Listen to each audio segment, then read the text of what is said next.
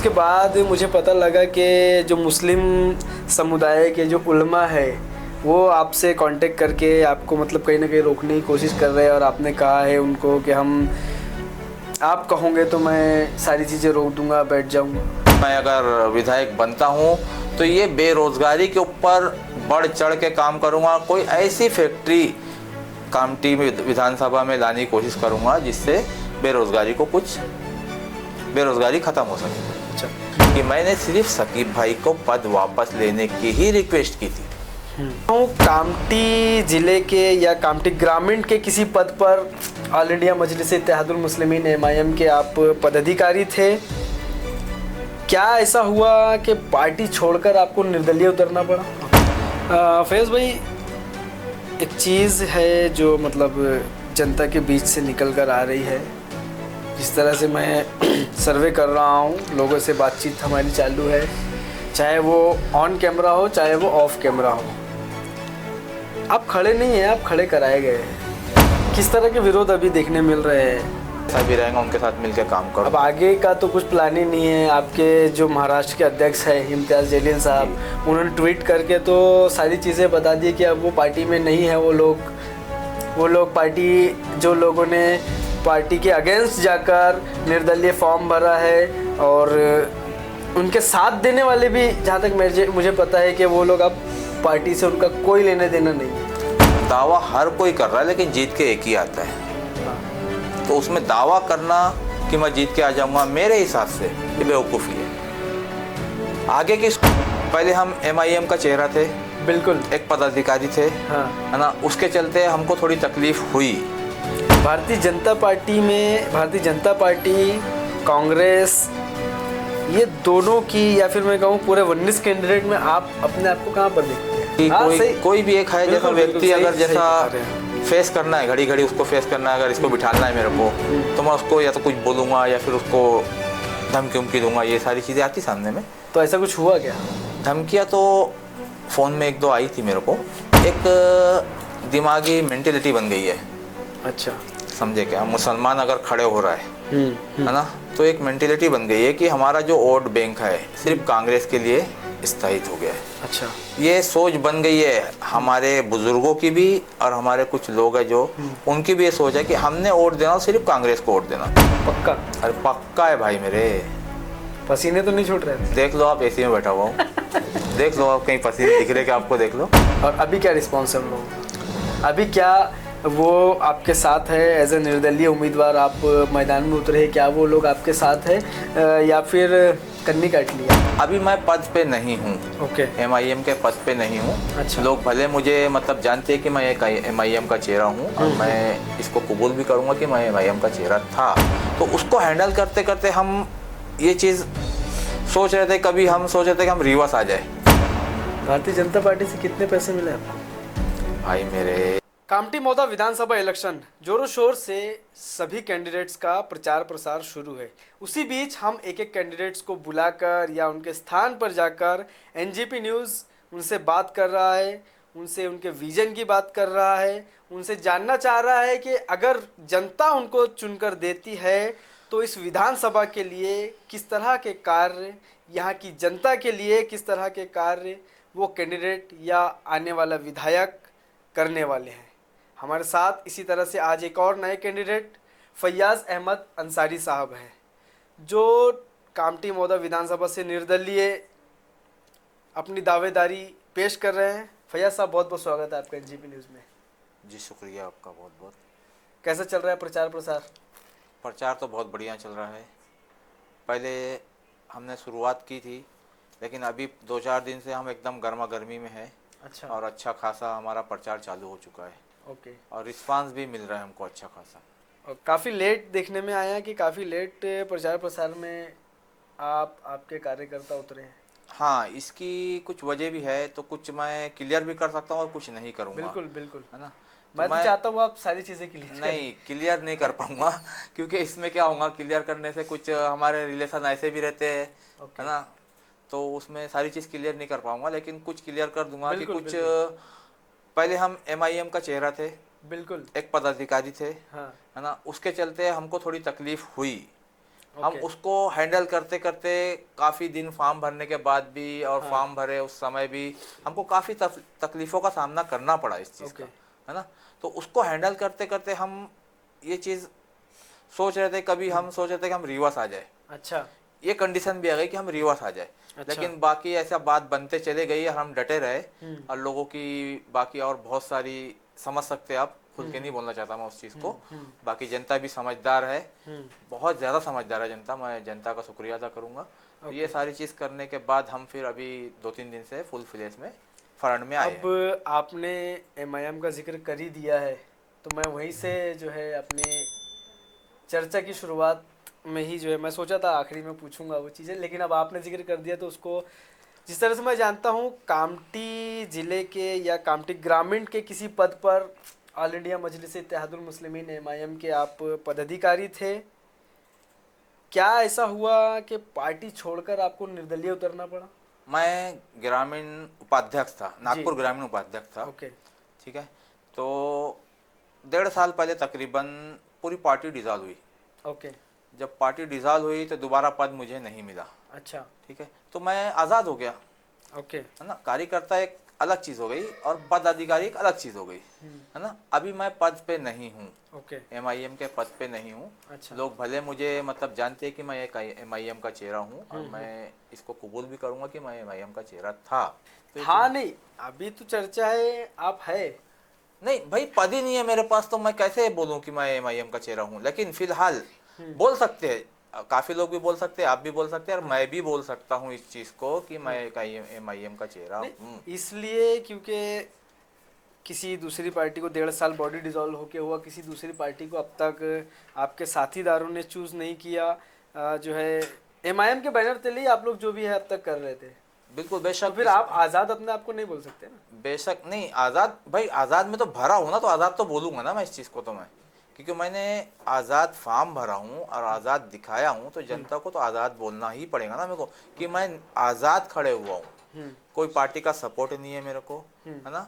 और अभी मैं चेहरा, जनता समझती है कि मैं एमआईएम का चेहरा हूँ, तो वो तो जनता का शुक्रिया अदा करूँगा मैं।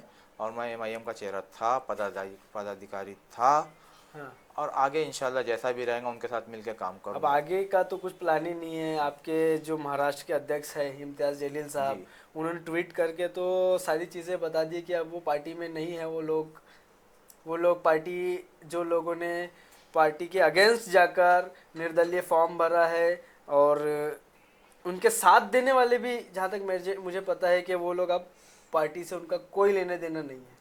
हाँ, ये चीज़ हुई थी कि ऐसा कुछ होगा तो पार्टी एक्शन लेंगे उस पर। हम्म। तो एक्शन, मेरे हिसाब से एक्शन उस पर होना चाहिए कि जो पदाधिकारी है, अच्छा। जो पद पे नहीं है, तो उस पर पार्टी किस टाइप का एक्शन लेंगी, जब वो मेंबर भी नहीं है किसी चीज़ का। ओके। तो पार्टी उस पर कैसा एक्शन ले सकती है, ये मेरी समझ के बाहर है। तो अब क्या, एमआईएम में थे, आज़ाद हो गए, अब इलेक्शन जीते हारे उस पर भी हम आएंगे, लेकिन आगे क्या? अब आगे तो हम निर्दलीय लड़ रहे हैं, तो उसमें चल रहे हैं आगे। अच्छा। अब क्या? बाकी सबको फेस भी कर रहे हैं। बिल्कुल, हमें भी पता चल रहा है काफ़ी चीज़ें आपके साथ, काफ़ी चैलेंजेस आ रहे हैं। क्या तैयारी है, क्या विजन है कामटी विधानसभा को लेकर? जनता आपको क्यों वोट दे, क्यों चुने? हाँ, ये बहुत अच्छा सवाल किया आपने मेरे से। मेरा सबसे पहला रीज़न तो ये है कामटी और मौदा विधानसभा में लेके, कि हमारे जो रोज़गार को लेके, जी। क्योंकि यहाँ पे कामटी विधानसभा में, मौदा विधानसभा और कामटी विधानसभा में ऐसी कोई एमआईडीसी या ऐसी कोई फैक्ट्री, किसी भी पार्टी, हमने सबको देखे, कांग्रेस भी रही हमारे पास, बीजेपी भी रही, और भी दुनिया भर की पार्टियों ने यहाँ पे राज किया, ओके। लेकिन अभी तक ऐसा कोई रोज़गार किसी ने यहाँ पे लाया नहीं कि जिससे बेरोजगारी कम हो। खत्म का तो बोल नहीं सकता, कोई भी दावा कर नहीं सकता, हाँ। कम तो करने की कोशिश कर सकता है। तो मेरी ये जनता से भी ये मैं वादा करूंगा इंशाल्लाह कि मैं अगर विधायक बनता हूं तो ये बेरोजगारी के ऊपर बढ़ चढ़ के काम करूंगा। कोई ऐसी फैक्ट्री कामटी विधानसभा में लाने की कोशिश करूंगा जिससे बेरोजगारी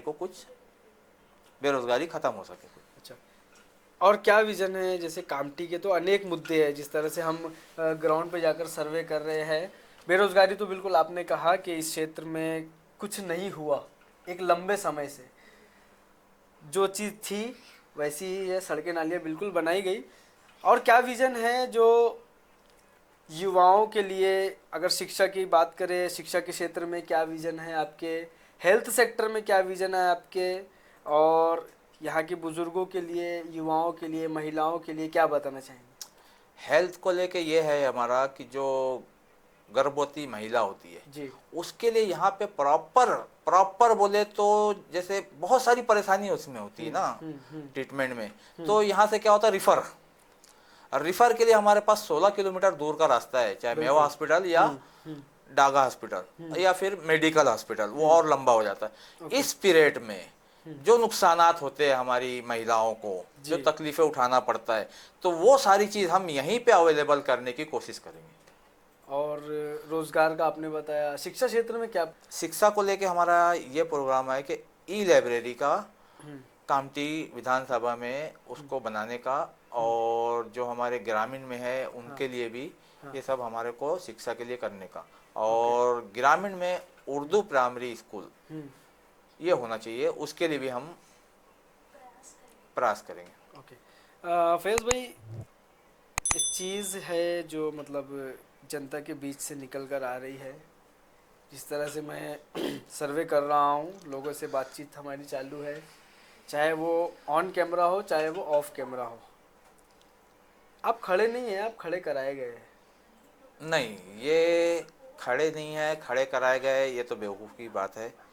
हम 2-4 दिन पहले भी अपने ऊपर पदाधिकारी को बताया था कि मेरा इरादा है। ये अलग चीज़ है कि हम पूरे साथियों को मतलब डिस्कस नहीं किए थे मिला के बैठा के, क्योंकि ये मेरा शुरू से ये माहौल नहीं रहा कि मैं चारों को जमा करूं।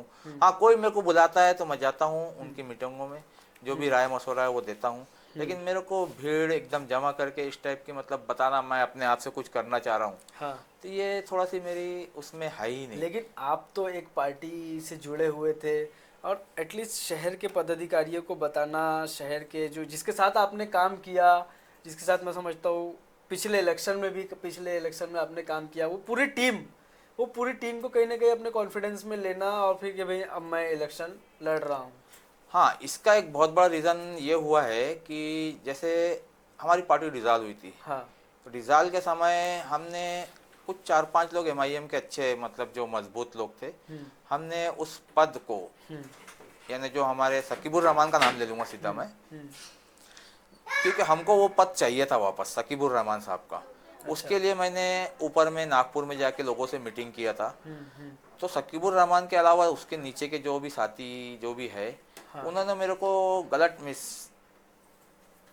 गलत उससे लिया कि जैसे मैं खुद अपने तरीके से जा रहा हूँ और अपने ऊपर मैं पद लेने जा रहा हूँ। वो अच्छा है ना, जो सकीबुर रहमान का पद था वो मैं लेने के लिए जा रहा हूँ, और मैं इनके साथ वही मीटिंग कर रहा हूँ।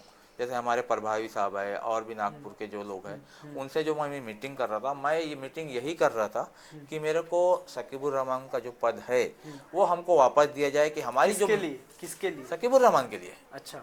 मैं उन्हीं के लिए जा रहा था। अच्छा। लेकिन उन्हीं के लोग जो उनके आसपास जो करीबी लोग है, हाँ। जो नाम नहीं लूंगा मैं, वो समझ जाएंगे, उन्हीं के लोग मेरे को बोले कि आप खुद वो पद लेने के लिए गए। तो यहाँ से थोड़ी सी मेरी लाइन थोड़ी चेंज हुई।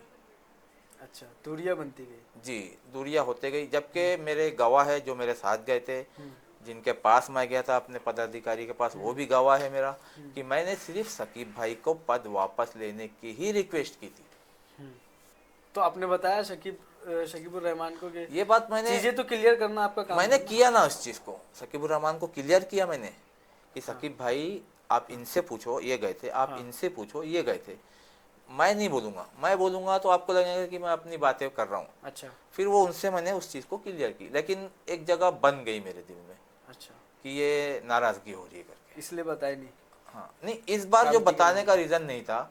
तो हमारे साथ जो मीटिंग होती थी, 4-5 लोग थे हम लोग, उसके बाद हमने ऊपर में प्रभावी को फ़ोन किया एक दिन पहले, और उसके पहले भी एक बार हमारे यहाँ शादी थी बच्ची की, भतीजी की, जब मैंने कार्ड देने गया था, तो उनको भी बोला था कि मुझे इलेक्शन लड़ना है। अच्छा, पहले से प्लानिंग चल रही थी हाँ आपकी? हाँ हाँ, एकदम अचानक नहीं हुआ ना, कोई भी चीज़ अचानक कैसे होंगी। अच्छा।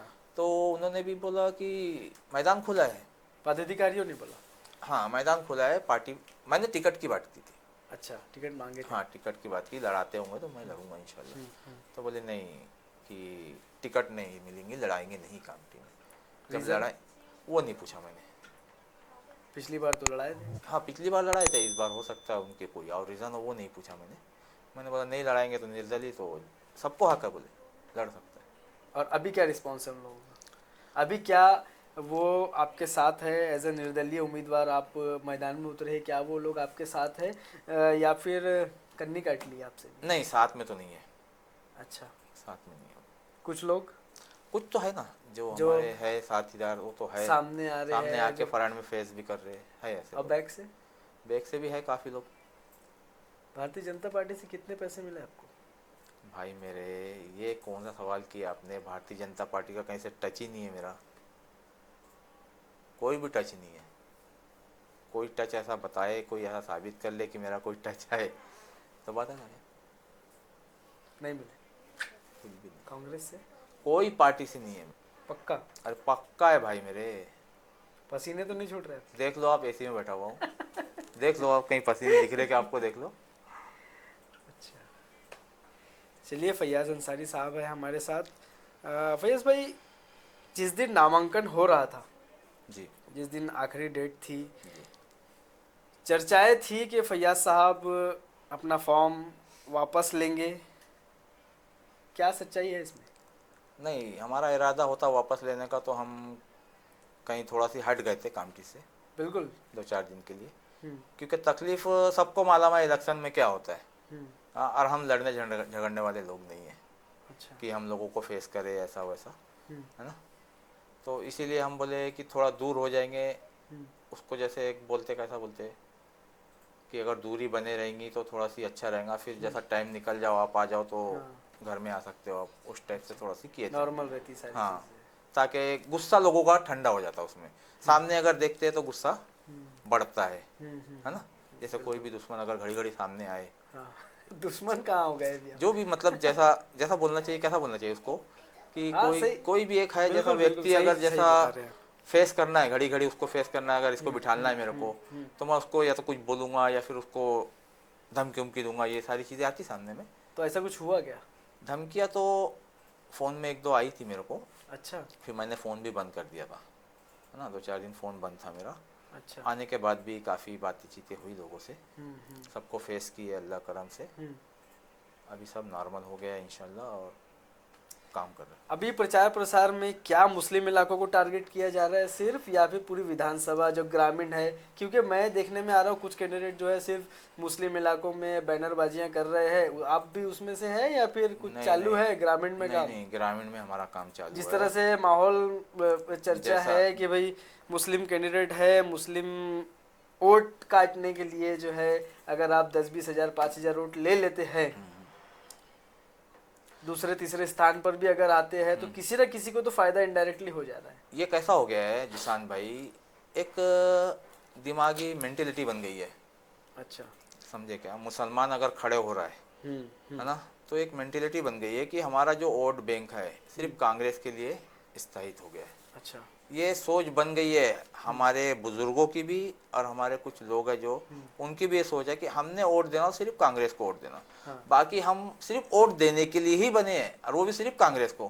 क्यों कांग्रेस को? इसलिए वोट देना है भाई, अगर कांग्रेस को तुम नहीं दोगे तो ये बीजेपी है सामने, हमारे वोट बांटने खड़े मत हो आप। तो खड़े होने का तो सबको अधिकार है भाई, अच्छा। इलेक्शन लड़ने का सबको अधिकार है, इलेक्शन सब लड़ सकते हैं। भारतीय जनता पार्टी में, भारतीय जनता पार्टी, कांग्रेस, ये दोनों की, या फिर मैं कहूँ पूरे 19 कैंडिडेट में आप अपने आप को कहाँ पर देखते हैं? भाई मैं एक उम्मीद लेके खड़े हुआ हूँ, अब जनता मेरे को किस उम्मीद में लाती है, मैं अपनी खिदमात को लेके और जनता के भरोसों को लेके खड़ा हुआ हूँ। अब वो फैसला ऊपर वाले के ऊपर है। आपकी क्या एक्सपेक्टेशन है कि मैं जीत जाऊंगा, या दूसरे स्थान पर, या तीसरे स्थान पर? दावा तो हर कोई कर रहा है, दावा हर कोई कर रहा है, लेकिन जीत के एक ही आता है। हाँ। तो उसमें दावा करना कि मैं जीत के आ जाऊंगा, मेरे हिसाब से ये बेवकूफ़ी है। आगे की सोच रखना अच्छी बात है, लेकिन उस पर एकदम भरोसा कर लेना कि मैं ही विजय बनूंगा, ये गलत बात है। आपकी क्या एक्सपेक्टेशन है? भाई मैं जीतने के लिए खड़े हुआ हूँ, और हर कोई जीतने के लिए खड़े हुआ है। तो मैं तो ये चाहूँगा कि मैं जीतूँ, कोशिश मेरी यही है कि मैं जीतूँ। वो पहला काम क्या होगा जब जनता आपको विधायक चुनकर दे देंगी? सबसे पहला काम हमारा शिक्षा पे हो, उसमें हम धर्म जाति कुछ भी नहीं देखेंगे, सिर्फ शिक्षा पे सबसे पहला काम होगा, क्योंकि शिक्षा अगर बच्चों को हमारे मिल गई तो हमारा देश बहुत आगे निकलेगा। एक वीडियो मुझ तक आया था कल शाम में या फिर आज सुबह, आपके बैनर को एक महिला फाड़ रही थी। मेरा बैनर? यस। मैं तो सुना नवीद का बैनर फाड़ रही है, मेरे पास वो वीडियो नहीं आई। अच्छा। मेरे को खबर जरूर आई कि कोई घर में किसी का बैनर फाड़ रही। अच्छा। तो मैंने उनको ये जवाब दिया, जबकि मेरा नाम लेके नहीं आया वो कि बैनर फट रहा था, इतनी बात जरूर आई मेरे पास कि बैनर घर में फट रहा।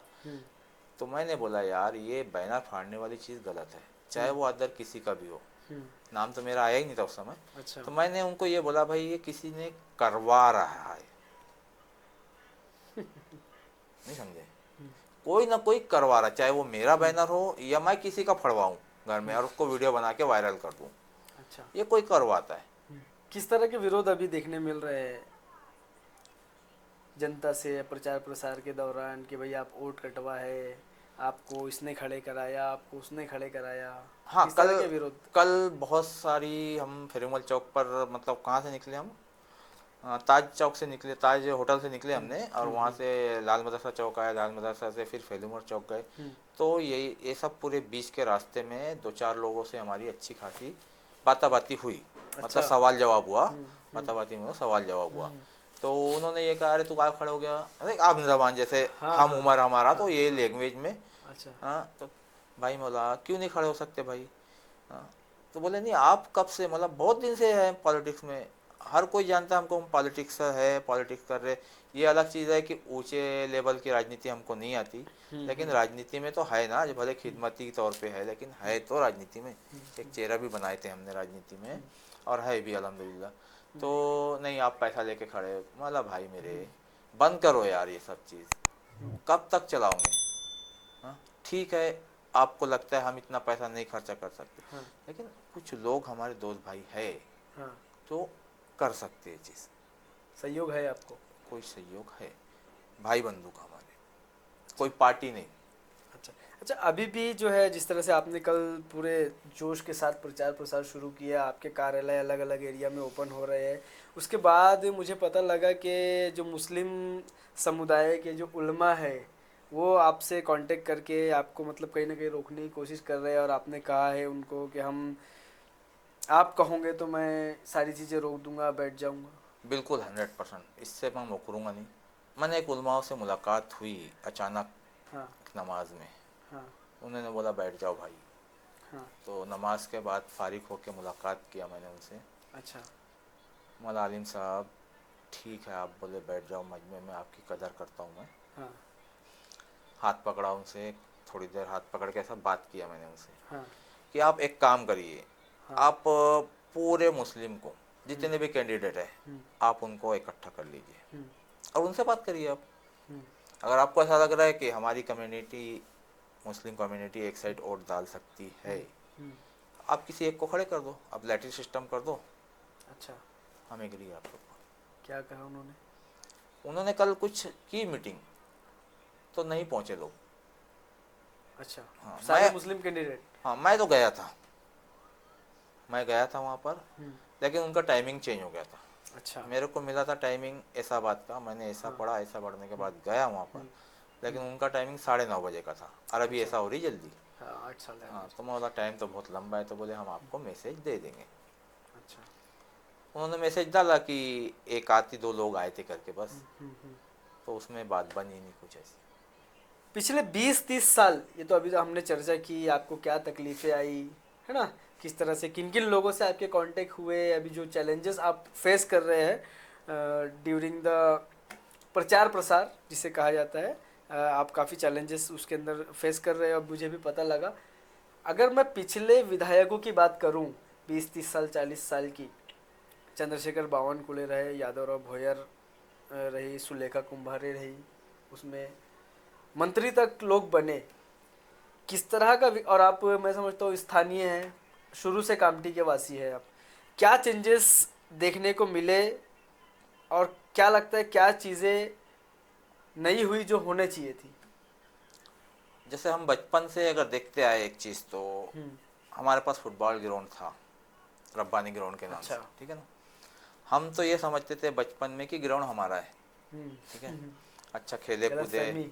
गलतफहमी के शिकार हो गए थे हम, है ना।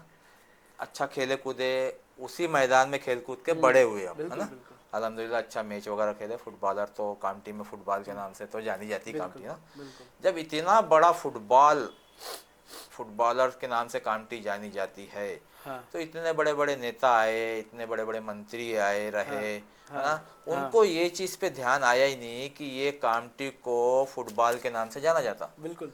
हाँ, तो वहाँ पर एक ग्राउंड नहीं है फुटबॉल खेलने के लिए, बच्चों के लिए ग्राउंड नहीं है कुछ खेलने के लिए। जगह ही नहीं है बोलते हैं।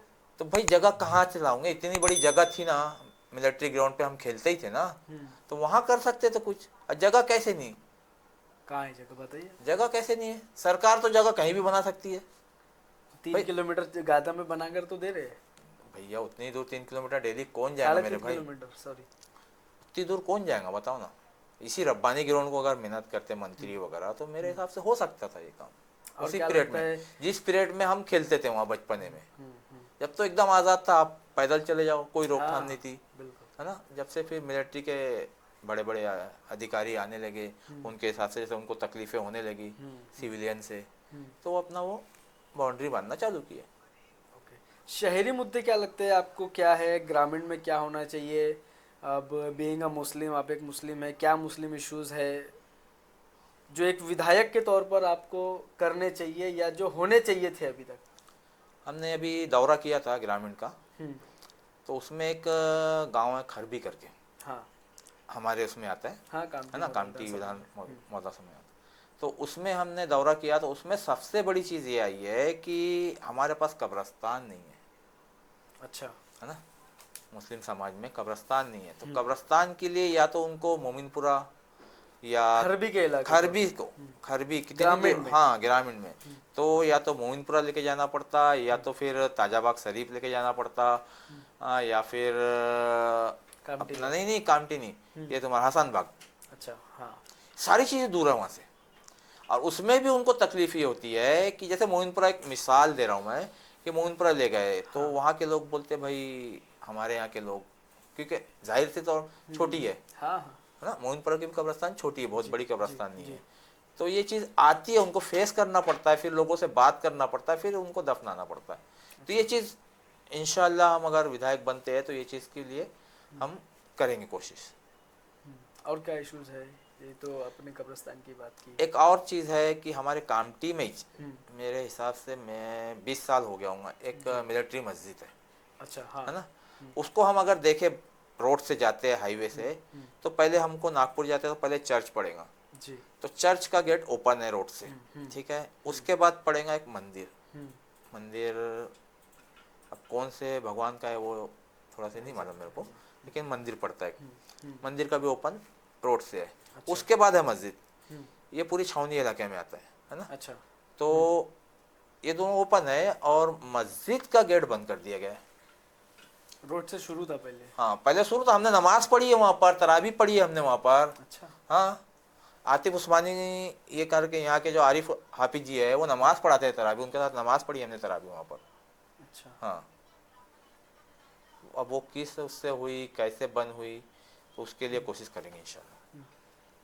प्रयास रहेगा आपका। जी इंशाल्लाह बिल्कुल।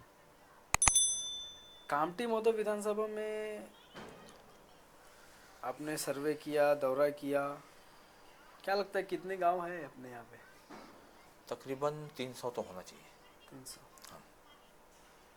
सब तरफ पहुँच पा रहे हैं या फिर सिर्फ? जहाँ तक कोशिश हुई, क्योंकि हमको बताया, मैं शुरू में आपको बता दिया कि मेरे साथ फेस करने में काफ़ी वक्त निकल गया, ओके। है ना?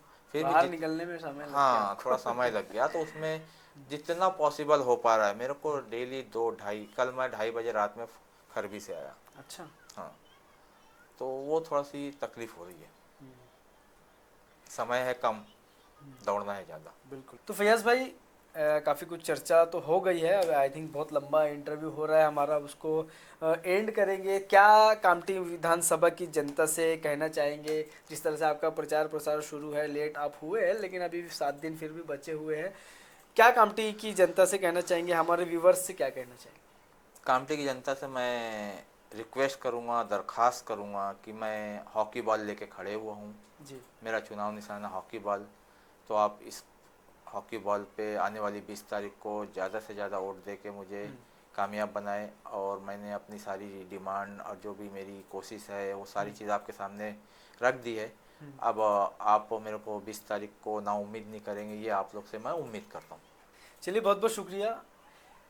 तो ये थे फैयाज़ अहमद अंसारी साहब। जिस तरह से मैंने शुरुआत की थी कि ये MIM के पदाधिकारी थे, बॉडी डिसॉल्व होने के बाद आज़ाद हुए, तो उसी तरह से आज़ाद एक परिंदे की तरह आज एक इलेक्शन में उतरे हैं। कामठी मौदा विधानसभा की जनता से काफ़ी वादे जिस तरह से आपने किए हैं कि क्या क्या एक्सपेक्टेशन एक विधायक को होनी चाहिए और आप किस तरह से खरे उतर सकते हैं अगर जनता आपको चुन कर देती है। तो 20 तारीख को है इलेक्शन, मतदान होने हैं और 23 तारीख को है परिणाम।